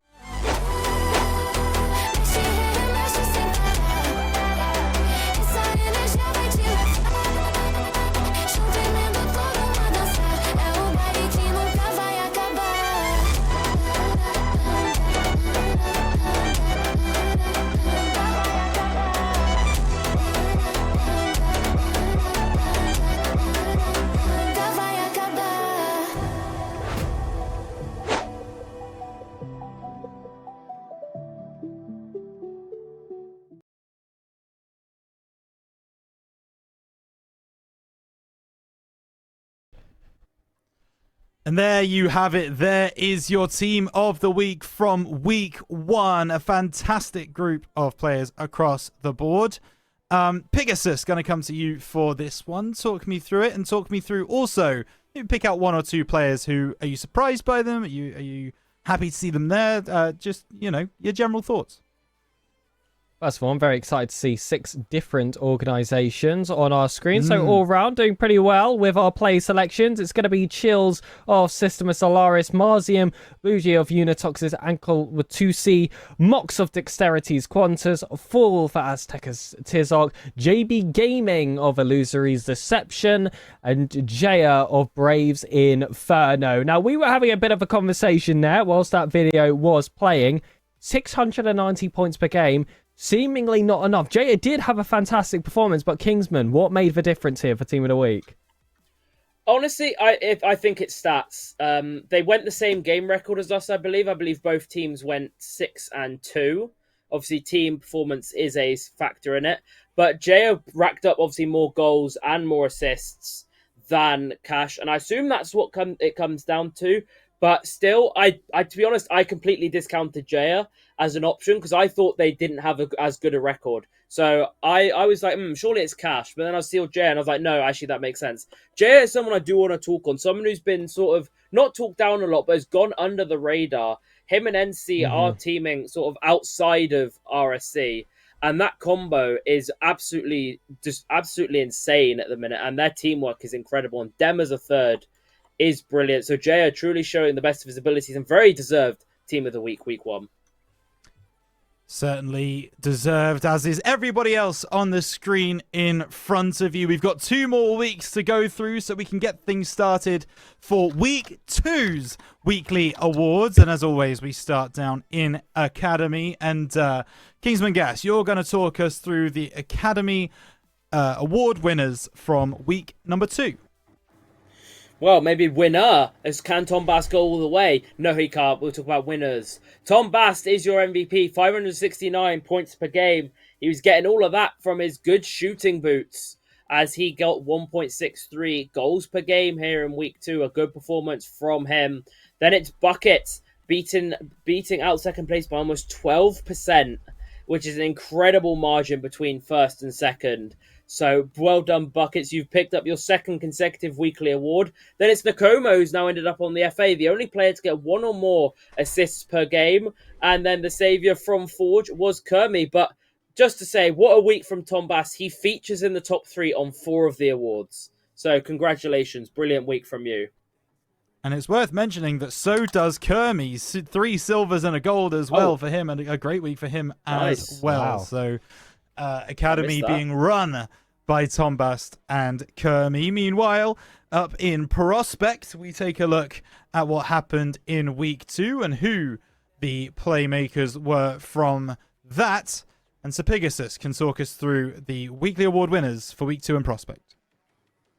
Whoa, it was really close here to grab the MVP, but Systemus Solaris' Cozy just about grabs it in front of Iran on 478 and JTM on 467. That very same player, actually, also gets himself the Playmaker medal with 1.38 assists per game. Team Serene's Matty will take your finisher medal with 1.63 goals per game. Alpha Surge's Jibs will take striker with 52.94%, which is a great distance between himself and Silver Aru with 45.45%. And finally, your saviour with a tie there with Silver as well. It's going to be Quabby on 2.5 with that record shared by Jibs, but lost via tiebreaker. Yeah, Gibbs potentially coming through with the hard hat making his way onto the stage, but Jibs, of course, being the winner of the Striker Award for this one. That's a reference for all you Rocket League fans out there. We move on to Challenger, as Kingsman Gas will take to the microphone once again to talk us through the weekly awards from week 2 for Challenger. Yeah, instead of my keyboard taken to the mic, I can invoice as Muck features again, 566 points per game, replicating that form from preseason. We might see a momentum sweep here. We're going to watch it go all the way. Oh my goodness. Could it go all the way? No way. No way. Oh. No. Oh, too much pressure.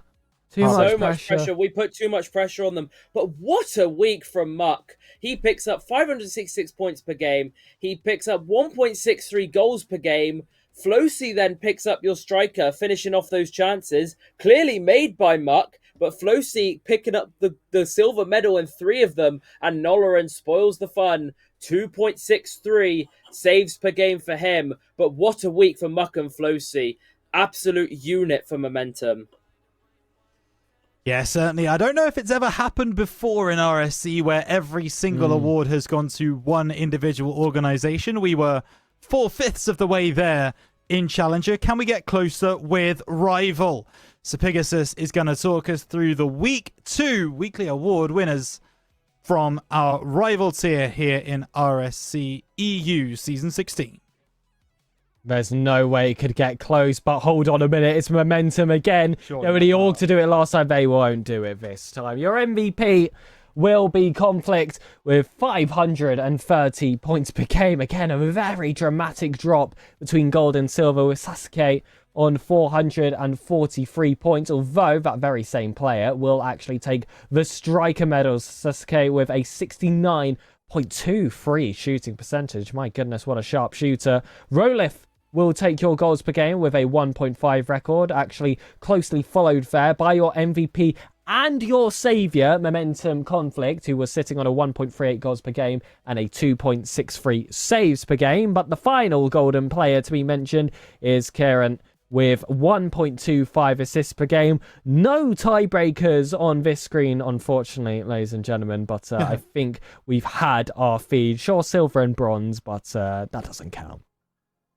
No, doesn't count. We're not going to talk about it. We're going to move on to the next tier up, which of course is going to be our green tier and elite. Kingsman Gas can talk us through the elite winners from week 2 of RSC-EU.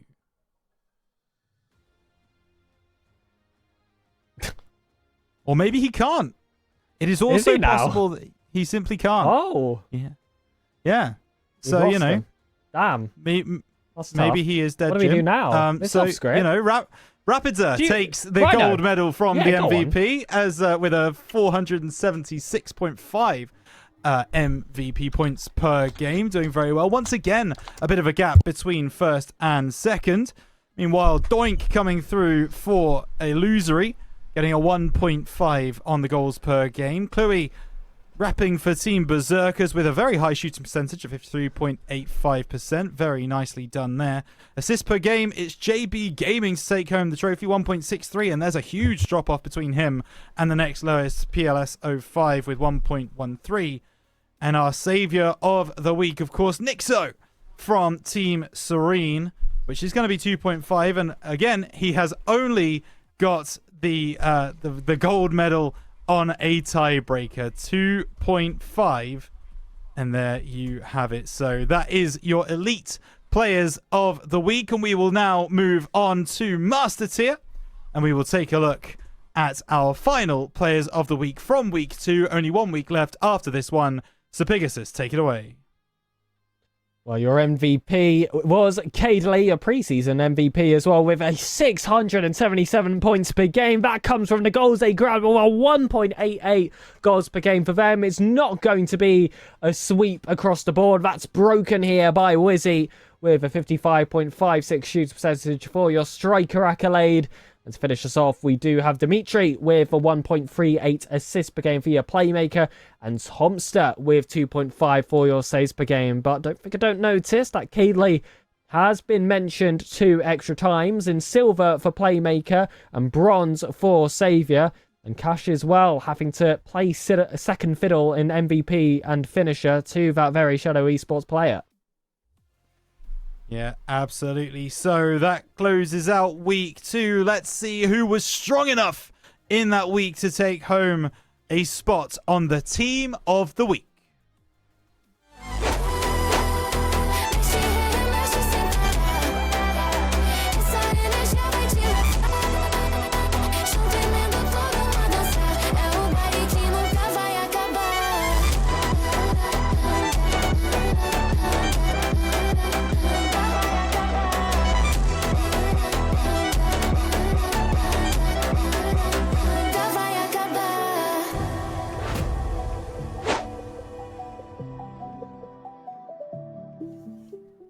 And I have received news that we have got Kingsman Gas back in the server. He has successfully unmuted his microphone, and so he can talk us through the team of the week from week 2. Oh, I love muting my microphone and then realizing it's muted when Rhino starts what I think is talking over me.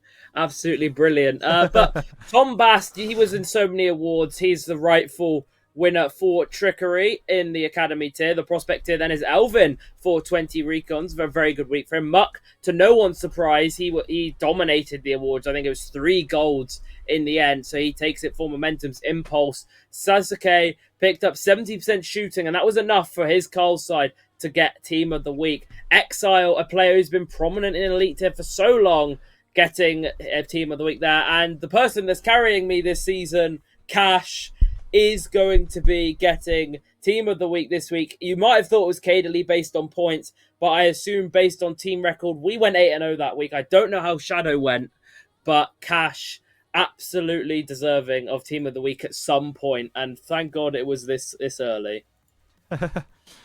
Yep, there you go. That's exactly what we expect to see from the main man, Cash. He takes home a Team of the Week spot, along with everyone else on that screen. Congratulations if you are one of the Team of the Week from week 2. And that means that we have one final week to go before we shut down our first RScast of the season. That is, of course, the week just gone, week 3. And we start, as we always do, in the Academy tier. So Pegasus, take us through it.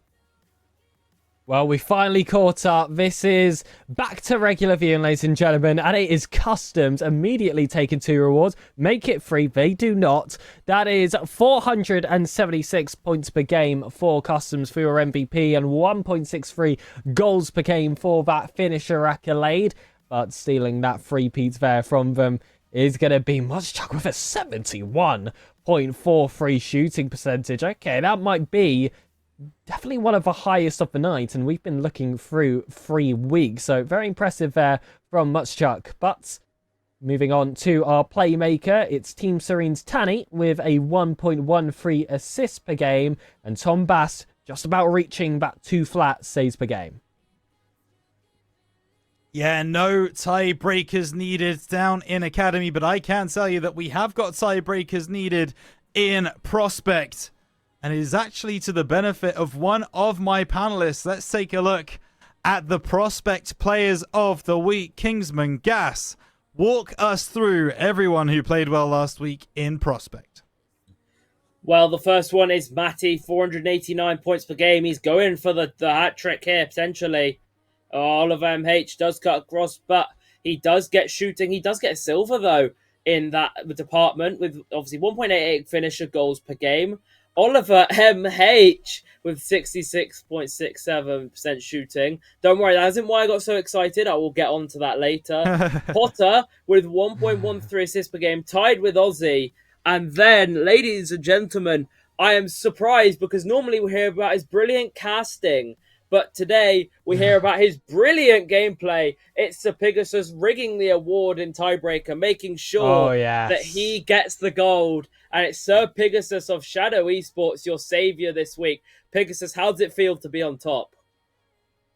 Finally I get some accolades, and they're for a positive reason. Usually I get savior, and it's because I've been absolutely mullered in that week, and I just have a lot of shots to save. Thank goodness that was not the case this time. It certainly was not. And again, just to break down the tiebreakers for you so we can prove to you that it is not rigged. Saves per game was exactly the same. The shots against is actually the same for all of those three players as well, 17 apiece. But it's the goals conceded per game stat that we need to look at. Sir Pegasus got gold medal because he conceded 0.38 goals per game. The next highest on that list was Potter with a 0.5.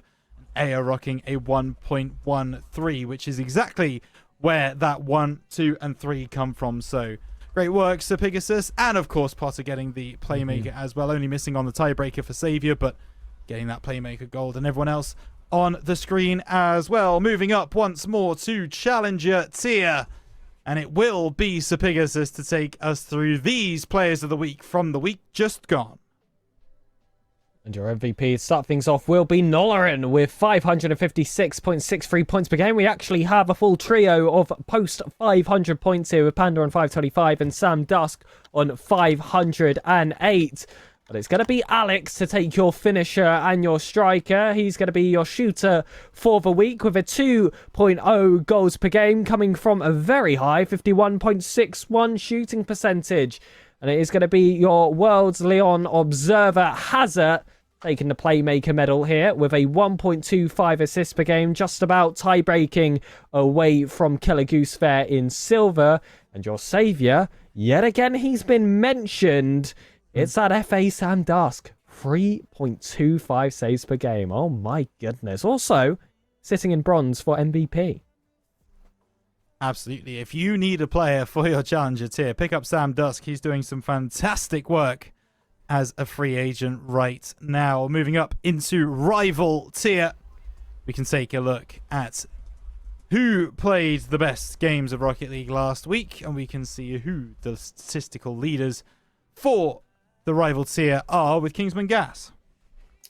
We can. Sammy Boy is your MVP, 557 points per game. He's also your finisher with 2 goals per game, way ahead of the rest. He's not your shooter, though. Zveka is your striker. He does get silver, though, but Zveka, 55%, is way up top. Toby, 1.13 assists per game, ahead of Skies and Zotu, but there's only one man in the saviors department, and it is Tyder with 3 saves per game, way out in front.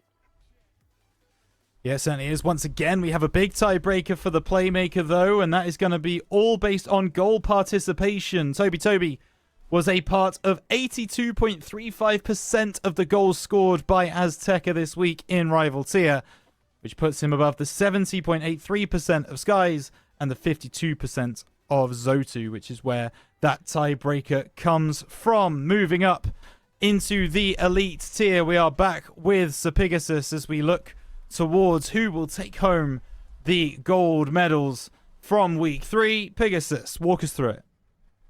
Starting off, it's going to be DSQ's Alf after a 7-1 week, taking your MVP and your finisher. That's just shy of 500 points per game with a 1.5 goals per game ratio. But your striker will be Rilo with a 53.33% shooting percentage. Vladimir of Neat Esports will hold gold here for Playmaker with a 1.25 assists per game.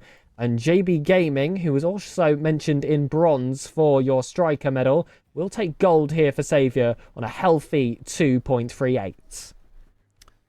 Yeah, certainly not too much to argue with on this screen, so we will go to the final one of the week. It's Master Tier Players of the Week, and once again, I'm handing the mic over to Kingsman Gas for his own tier, which always scares me.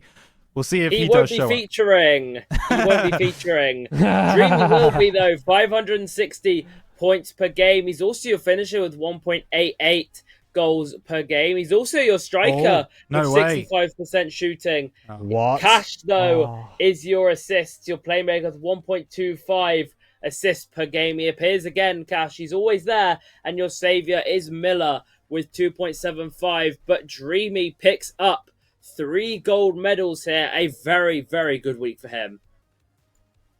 Yeah, fantastic week across the board, and Dreamy, goodness gracious me, it was a dream of a week for him. Forge doing fantastic work off the back of some Dreamy magic.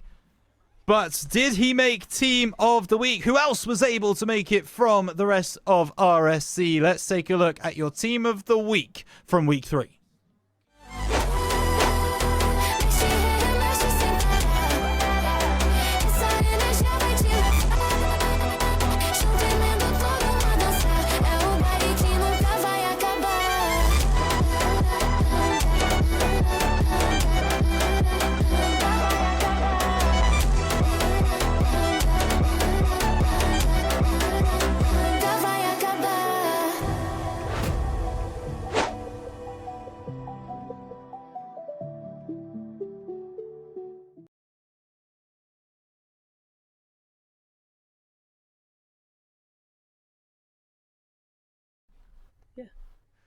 Well, there you go. There is your Team of the Week for week 3. Sir Pegasus, talk us through all of the players who stood out in their conferences this week. Starting off, it was SpartanWare for Azteca Coyotl, Matty for Team Serena Kai, Alex for System of Solaris Neptunium, Sammy Boy for Momentum Continuum, Alf for DSQ's Carbo, and in Master, we've got Static for KDJ Zeus. Absolutely, and there you have it. So, with that said, we have finally got to the end of everything we really needed to get done today. Thank goodness for that. We can start to move ourselves away. Of course, as always, make sure you are following the rsc_eu Twitch channel, because there will be plenty of streams across this week. And everybody, make sure you enjoy RLCS Worlds this weekend as well. So, let's go to Kingsman Gas first. Final thoughts as we wrap up week 3 and look ahead to week 4. Well, we might have missed weeks 1 and 2, but there are clearly already some star players in their respective tiers. We've seen some people dominate, and some sit on the FA list and still dominate. So anything can happen at this point. No team is statistically ahead by winning margins and has confirmed themselves anywhere, and no team is statistically out of it yet. Every team has something to fight for going into week 4 as expected, but no team should be seen giving up yet, because there is still so much to play for. Absolutely, Pegasus. We're approaching that halfway mark in the season, about 2 weeks away from that point. Time flies when you are having fun, but the point that Kingsman just made there does still stand, right? Everyone's got something to play for, and even if you do find yourself a little bit adrift at the bottom of the league or the conference, your franchise still needs you to get those game wins. Absolutely. You've got to play hard for the franchises here. I don't want to see any forfeits in the upcoming weeks either. We've already had one so far this season. I want to see an end to that. I want people to play their games, and those repeat matchups are coming up soon. So you've got to go out there, get some revenge, and if you are not able to pull it off, Can someone please submit a fail of the week? That's why we didn't have that segment today, and I quite miss it. I would like to see it next time. So don't forget, all the links are in the RSC-eu channel. If you want to submit your clip, if you want to submit your fail, get them all dropped here. And hopefully we will have another RScast at some point this season, because last season was pretty woeful in that regard. Yeah, but it was a bit better than this season has started, that's for sure. I seem to remember we got like weeks 1 to 5 boxed off, and then things started to tail off after that, whereas maybe this season we're doing the opposite, right? We're starting poorly, and then we're going to finish strong as playoffs come around the corner. That's maybe what we're planning to do. But that is going to do it for RScast tonight. As always, thank you so much to the RSC sponsors, Badass Studios, SpartanWare, and LTXAcademy, as well as make sure you use the code RSC-EU in the Epic Store whenever you make a purchase. That really supports RSC. But for Sir Pegasus, for Kingsman Gas, for myself, thank you so much for watching RScast tonight. Make sure you tune in to all of the streams happening this week across all of our different leagues. And as always, we will see you on stream a little bit later on. And of course, Mal in the background as well. Thank you so much to setting up RScast. Thank you very much for watching. We'll see you next time, whenever that will be. Take care. We'll see you there.